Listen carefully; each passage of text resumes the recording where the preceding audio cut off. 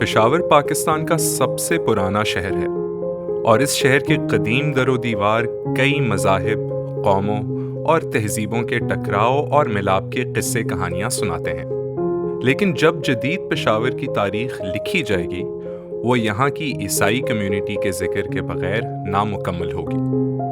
میں ہوں آدم اور یہ ہے ہماری پاکستانی اقلیتوں پر مبنی پوڈ کاسٹ سیریز دی وائٹ ان آور فلیگ۔ آج کا پشاور پشتون اکثریتی صوبے خیبر پختونخوا کے دارالحکومت کے طور پر جانا جاتا ہے، اور یہاں کی مسلمان آبادی کے ساتھ ساتھ یہاں پر کرسچنز کی بھی ایک چھوٹی سی آبادی موجود ہے۔ میں پشاور میں ایک کرسچن اسکول ٹیچر سے ملا اور انہوں نے مجھے پشاور کی کرسچن آبادی کے بارے میں یہ بتایا۔ پشاور میں جو کرسچنز ہیں بیسیکلی پنجابی ہیں۔ میرے گریٹ گرینڈ فادر جو نا وہ پشاور مائگریٹ ہوئے تھے بیسیکلی روزگار کے لیے۔ ٹیچنگ میں بہت سارے لوگ ہیں ہمارے، بیسیکلی دو ہی شعبے ہیں ہمارے، ایجوکیشن اینڈ میڈیکل۔ یہ ہے کہ پشاور میں بلکہ کے پی میں جتنا وہ تعصب پنجاب میں ہے وہ یہاں نہیں تھا، کرسچنز کو لے کے اور دوسرے ریلیجنز کو لے کے نا اتنا تعصب پہلے نہیں تھا۔ پشاور کی کرسچن کمیونٹی کی تاریخ جاننے کے لیے میں نے پشاور کے سب سے پرانے چرچ جانے کا ارادہ کیا۔ آل سینٹس چرچ کوہاٹی گیٹ کے پاس 1883 میں یہاں کی مقامی کرسچن آبادی کے لیے بنایا گیا تھا۔ میں جب شام کے وقت کوہاٹی گیٹ پہنچا تو بارش ہونے لگی تھی۔ کپڑوں کی دکانوں کی ایک تنگ گلی کے اس پار ایک شاندار سفید عمارت نظر آ رہی تھی، جو کہ دکھنے میں بالکل ایک مسجد کی طرح تھی۔ ایک دکاندار نے پوچھنے پر بتایا کہ یہی مسجد نما عمارت آل سینٹس چرچ ہے۔ میں جب چرچ کی بام پروف دیوار کے پاس آیا تو بارش شروع ہو چکی تھی۔ گیٹ پر دستک دی اور ایک درمیانی عمر کے آدمی نے ایک دوستانہ مسکراہٹ کے ساتھ دروازہ کھولا اور مجھے چھتری کے نیچے آنے کو کہا۔ انہوں نے بتایا کہ وہ چرچ کی انتظامیہ سے تعلق رکھتے ہیں اور آج میرے گائیڈ کے فرائض سر انجام دیں گے۔ ہم چرچ کے صحن سے ہوتے ہوئے ایک خوبصورت لکڑی کے دروازے سے چرچ کے اندر داخل ہوئے۔ میں چرچ کے اندر فارسی اور پشتو میں لکھی ہوئی عبارتوں کو پڑھ رہا تھا اور میرے گائیڈ مجھے چرچ کے بارے میں بتا رہے تھے۔ جب ہم اس چرچ میں تقریباً اباؤٹ 40 ایئرس تک ہم کہہ سکتے ہیں کہ میرے والد صاحب بھی اسی چرچ کے وہ تھے، ہم بھی اسی چرچ میں، اور میرے بچے سارے ادھر ہی بیپٹائز ہوئے ہیں۔ چرچ میں جب ہم آتے تھے تو سیکیورٹی ہمیں فیل ہوتی تھی کہ نہیں یار ہم سیکیور ہیں، اور ہم جو ہے نا پھر جب اس چرچ کے ہوئے تو بس پھر ہم ادھر کے ہی ہو کے رہ گئے، اور خداوند کا بہت شکر کرتے ہیں کہ اس نے ہمیں سنبھالا بھی ہے اور آج تک وہ سنبھال بھی رہا ہے۔ لیکن پشاور کی امن و امان کی صورتحال 21ویں صدی کے شروع ہوتے ساتھ ہی خراب ہونا شروع ہو گئی، اور اس کے اثرات یہاں کی اقلیتی کرسچن کمیونٹی نے بھی شدت سے محسوس کیے۔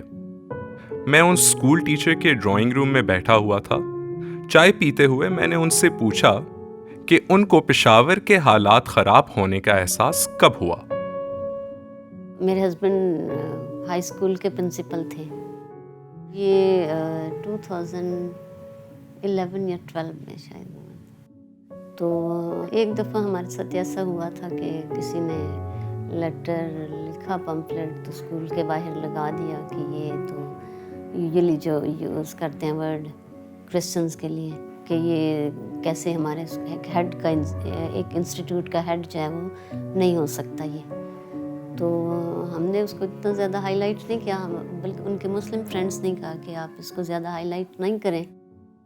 اس کے علاوہ ایک دفعہ ہمارے بہت ایشو بنا تھا کہ لوگ لیٹرز لوگ گھروں میں پھینک رہے تھے، سٹی میں نا اسپیشلی کمیونٹی ہے نا زیادہ، ایک جگہ کرسچنز رہتے ہیں کہ آپ لوگوں کو بم سے اڑا دیں گے، تو یہ کر دیں گے، وہ کر دیں گے۔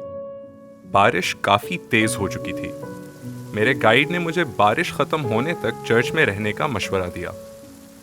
ہم ہال میں آلٹر کے سامنے بینچز پر بیٹھے باتیں کر رہے تھے جب میں نے ان سے پوچھا کہ ان کے خیال میں پشاور کی کرسچن کمیونٹی کا سب سے برا دن کون سا تھا۔ 22 ستمبر 2013 کو اتوار کا دن تھا اور چرچ ہمارا 9 بجے شروع ہوتا تھا، 8:30 پونے 9 بجے تک ہم جو نا کوشش کرتے ہیں کہ چرچ پہنچ جاتے۔ میرے ساتھ میری وائف، میرے بچے بھی تھے ساتھ، اور بڑا بھائی جو ہے نا وہ بھی تھے، اور ہم جو ہے نا وہ چرچ میں آئے، اور نارمل جو ہماری روٹین کا وہ ہوتا ہے ہم اسی طریقے سے آئے چرچ میں۔ ہم نے جو ہے نا پریز اینڈ ورشپ جو ہماری ہوتی ہے، ہمارا جو کچھ حصہ ہوتا ہے ہم وہ کرتے ہیں، دعا کی، اور جب ختم ہوا ہے چرچ ہم نارمل طریقے سے باہر گئے ہیں۔ اس دن جو ہے نا کسی نے خیرات بھی کی ہوئی تھی، وہ چاول بانٹ رہے تھے، سب مل رہے ہیں، سارا کچھ جو ہے نا وہ، اور آفٹر 15 منٹس ایک ہوا ہے، ود ان سیکنڈس دوسرا بھی ہوا۔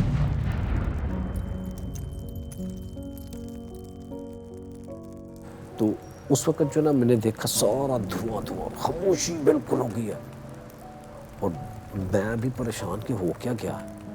تو جیسے وہ دھواں چھٹا ہے نا تو چیخیں، رونا، اور بس میرے تو بس حواس وہ ہو گئے۔ میں نے بیٹی کو دیکھا، بیٹی میری زخمی ہوئی تھی، بیگم میری زخمی، بیٹا میرا زخمی، اور خدا کا شکر ہے کہ مجھے خدا نے جو ہے نا مجھے خراش تک نہیں تھی آئی۔ بھائی میرا زخمی، بھتیجا زخمی، اور سارے جو ہے نا بس ہم جو ہے نا وہ اپنے اس میں پڑ گئے۔ ایمبولینسز آئیں اور ایمبولینسوں میں ڈالا، اور ہم جو ہے نا ہم نے اپنے جو ادھر ہمارے جو تاجر بھائی ہیں کپڑے کی دکانوں کے، انہوں نے جو ہے نا اپنے کپڑے کے تھان لا کے نا وہ ہماری بہنوں پر، بیٹیوں پر انہوں نے ایسے ڈال دیے کہ جی ان کا وہ برہنگی جو ہے نا وہ ظاہر نہ ہو۔ اور اس دن جو ہے نا پھر سارے ہاسپٹلز میں، اور ہم جو ہے نا ہاسپٹل میں ایک یوں کہہ لیں کہ جس کو کہتے ہیں قیامت صغریٰ، وہ ٹائپ کا منظر تھا۔ ہم سمجھ نہیں آ رہی تھی کہ کون کدھر پڑا ہوا ہے۔ ہر جگہ پر کہیں لاشیں پڑی ہیں، کہیں زخمی پڑے ہوئے ہیں، کوئی رو رہا ہے، چیخ و پکار ہے۔ جتنے بھی لوگ تھے سارے جاننے والے تھے، ہم سب کو دیکھتے تو ہم کہتے تھے یار چلو یار اس کو تو یہ تو بچ جائے نا۔ لیکن اس دن جو ہے نا ہماری جو زیادہ کیجویلٹیز جو ہوئی تھیں، ڈیتھس جو ہوئی تھیں، وہ اس وجہ سے ہوئی تھیں کہ ڈاکٹرز اویلیبل نہیں تھے اس دن۔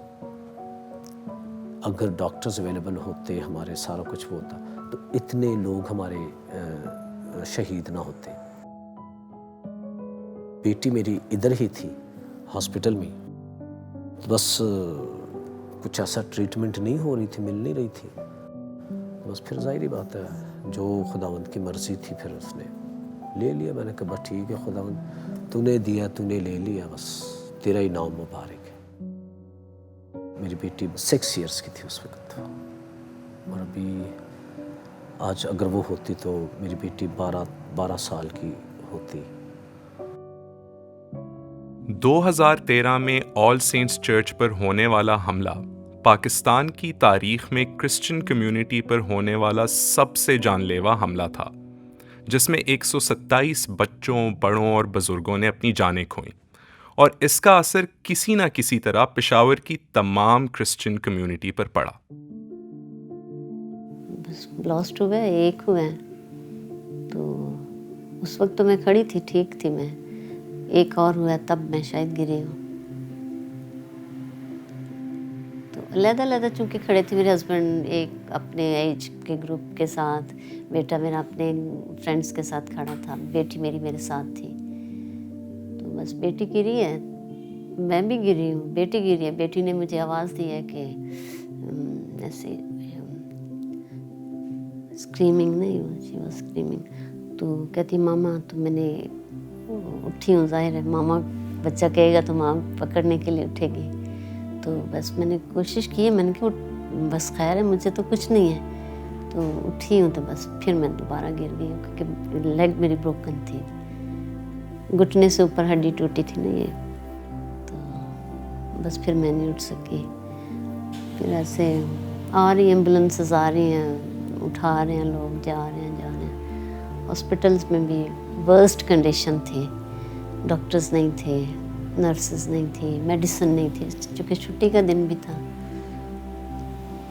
अपने हस्बैंड को तो मैंने देखा था हॉस्पिटल में, जब मैंने देखा तो मुझे लगा कि बस वो ठीक है। बेटी को भी मैंने देखा, अब उसके कज़न्स वगैरह उसके साथ थे, बस बेटे को मैंने नहीं देखा था, तो उसके लिए मैं काफ़ी वरीड थी और उसी के बारे में पूछ रही थी बार बार मैं। फिर शाम तक भी मतलब मेरी ड्रेसिंग तक नहीं थी हुई 12 बजे से लेके 8 बजे मुझे ये सही याद है कि मुझे उन्होंने ड्रेसिंग के लिए टेबल पे डाला था। इतना मेरी ब्लीडिंग इतनी हो चुकी थी कि मेरा HB जस्ट 4 रह गया था। जो 3rd डे पे पता चला था कि तीनों family member, I have lost 3 of them. So this is the story. खुदकुश धमाके की जिम्मेदारी एक दहशतगर्द तंजीम ने कबूल की, लेकिन मेरे गाइड के मुताबिक सज़ा या जज़ा से बढ़कर पेशावर की क्रिश्चियन कम्युनिटी को और बड़े मसाइल का सामना था। उस दिन को हम कभी भी नहीं भूल सकते। हमारे चर्च की जो क्रीम थी ना, वो ऐसे वो हो गया कि बस खुदा ने उनको उठा ही लिया। और अगर पेशावर की जितने भी क्रिश्चियन थे, अगर डायरेक्टली नहीं ना हुए तो इनडायरेक्टली जो है ना वो सफ़र उन्होंने किया है।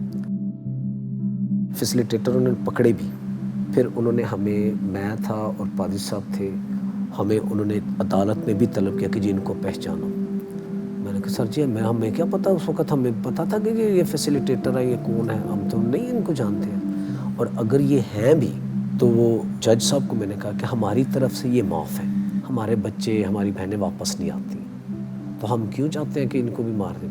बस ठीक है, इन्होंने जो किया है बस किया है इन्होंने, हमने इनको माफ़ कर दिया। बहुत से लोग हैं ट्रॉमा में भी अभी, लेकिन बहुत से लोग जो उस ट्रॉमा में से निकल भी आए हैं, लेकिन निकलने के बावजूद जो है ना वो अभी तक वो उस चीज़ को फील करते हैं। जैसे अभी जिक्र करते करते मेरा खुद अपना जो है ना वो दिल भर आया। मैं जब अपनी बेटी का जिक्र कर रहा था तो मैंने बड़ी मुश्किल से अपने आंसुओं को भी फिर कंट्रोल किया है। टीचर के ड्राइंग रूम में चारों तरफ खूबसूरत ऑयल पेंटिंग्स लगी हुई थी।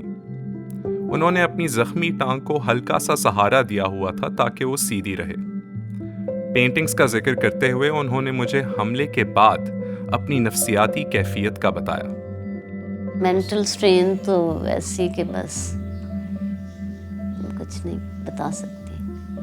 फर्स्ट इनकी मार्टिरडम एनिवर्सरी पे जब हम लोग गए, सारा सीन मेरी आंखों के सामने आ गया। इधर मेरा बेटा खड़ा था, इधर मेरे हस्बैंड खड़े थे, यहाँ मैं और मेरी बेटी खड़े थे, यहाँ गिर गई। सब पूरा सीन ऐसे फ्लैशबैक में जैसे चला जाता है इंसान। अभी भी मतलब मैं बहुत कम चर्च जाती हूँ, तो बच्चे जाते हैं, कभी नहीं भी जाते, कभी चले जाते हैं, तो कभी कभी दिल करता है कि रोक दूँ, लेकिन रोक भी नहीं सकती क्योंकि इबादत के लिए जाते हैं, रोकूं कैसे। तो जब तक वापस नहीं आ जाते टेंस रहती हूँ मैं। बहुत इस तरह ही होता है ना कि एक स्टेडियम हमारे पास ही ना, तो गेम्स का था, तो ये फायरवर्क था। सो आई वाज सो अपसेट कि बेटा मेरा बाहर था, ये भी और मेरे देवर के बेटे भी। तो इतनी मुझे परेशानी थी, इतनी परेशानी, मैं बार बार फ़ोन कर रही हूँ कि ये फायरिंग हो रही है, तुम लोग घर आओ, फायरिंग हो रही है, जल्दी आओ। अभी भी शादी हॉल है पास, तो शाम में होती है, तो मतलब एकदम से बच्चे घर पे ना हो, बेटा ना हो स्पेशली, तो बहुत टेंशन होती है कि कहीं खुदा ना करे कि हमें किसी तरह उस तरह की सिचुएशन में से दोबारा गुजरना पड़े। बारिश रुक चुकी थी। मैं चर्च के सहन में गाड़ी का इंतज़ार कर रहा था और मेरे गाइड ड्यूटी पर आने वाले नए पुलिस के सिपाही से पश्तो में गप लगा रहे थे। चर्च के सहन में ऑल सेंट्स चर्च के शोहदा के लिए बनाई हुई यादगार बारिश से धुलकर चमक रही थी। सहन में जिस जगह धमाका हुआ था उधर नई ईंटें लगाई जा चुकी थीं, लेकिन ये छुपा नहीं पा रही थीं कि इधर कुछ बहुत बुरा हुआ था। मैं तमाम शोहदा के नाम पढ़ते हुए गुमसा हो चुका था, लेकिन गाइड और टीचर की पेशावर और पाकिस्तान से मोहब्बत की बातें मेरे जहन में ताज़ा थीं। اگر میں صاف بتاؤں کہ آئی لو پاکستان، اور میں اپنے بچوں کو بھی یہی سکھاتا ہوں کہ ہم ہیں، پاکستان ہے تو ہم ہیں، اگر پاکستان نہیں ہے نا تو پھر ہم بھی نہیں ہیں۔ اگر ہم مسیح یسوع نے بھی ہمیں ہیومینٹی، انسانیت کا درس دیا ہے کہ انسان سے محبت کرو، پیسے سے اتنی محبت نہ کرو۔ پیسے تو آنے جانے والی چیز ہے، انسانیت سے محبت ہوگی تو خدا کے ہاں بھی سرخرو اور اس دنیا میں بھی سرخرو، یہ جہاں بھی اچھا اور وہ جہاں بھی اچھا۔ میرے ہسبینڈ کہتے تھے چلو جو MBBS کر لو گے تو بیٹھ جاؤ، تو میرا بیٹا کہتا تھا کہ نہیں، ہم چلے جائیں گے تو یہاں تو کرسچن ختم ہو جائیں گے۔ تو وہی تھاٹ میرے ذہن میں آتی ہے کہ نہیں، ہم نے یہاں رہنا ہے، یہ ہمارا ملک ہے۔ بہت سے لوگوں نے کہا کہ آپ کے بہت چانسز ہیں، آپ کو تو کینیڈا کا، آپ کو امریکہ کا، آپ کو فلاں جگہ کا ویزا بہت آسانی سے مل جائے گا، you can go and settle there. لیکن نہیں، ہمارا یہاں کام ہے۔